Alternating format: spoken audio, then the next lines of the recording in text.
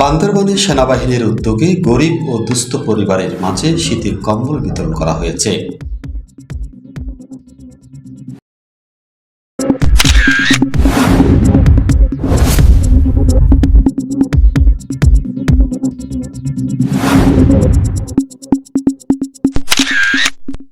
আজ 17 ডিসেম্বর বুধবার সকাল 11টার সময় বান্দরবান সেনার এমডিএস প্রশিক্ষণ মাঠে গরিব অসহায় 300 পরিবারের মাঝে শীতের কম্বল বিতরণ কার্যক্রম সম্পন্ন করেন।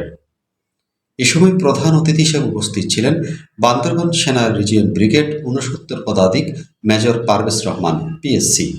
কম্বল বিতরণ অনুষ্ঠানে আরও উপস্থিত ছিলেন রিজিয়ন ব্রিগেড স্টাফ অফিসারবৃন্দ, ইলেকট্রনিক্স, প্রিন্ট মিডিয়ার সাংবাদিক ও গরিব অসহায় পরিবারের সদস্যরা। শীতের কম্বল বিতরণে মেজর পারভেজ রহমান বলেন, পার্বত্য চট্টগ্রামে শান্তি প্রতিষ্ঠা, উন্নয়ন কার্যক্রম বাস্তবায়ন এবং সকল সম্প্রদায়ের মধ্যে সম্প্রীতি রক্ষায় বাংলাদেশ সেনাবাহিনী গুরুত্বপূর্ণ ভূমিকা পালনের পাশাপাশি জনগণের নিরাপত্তা, জনসেবা ও মানবিক সহায়তায় সবসময় কাজ করে যাচ্ছে। আজ গরিব অসহায়দের মাঝে কম্বল বিতরণ তারই একটি অংশবিশেষ। পরে তিনি গরিব অসহায়দের মাঝে কম্বল বিতরণ করেন।